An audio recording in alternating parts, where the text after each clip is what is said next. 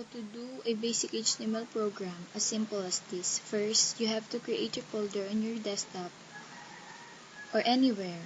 That's the folder where will you save your simple HTML program. Then go to Start, choose All Program, click the accessories and choose Notepad. This Notepad is your reference to do your program. You write HTML, also the closing of HTML. Then after the opening of the HTML, you write the head and the closing of the body where you will write the word hello world. Then closing of the body, then save your file as belen as HTML, and then click the output.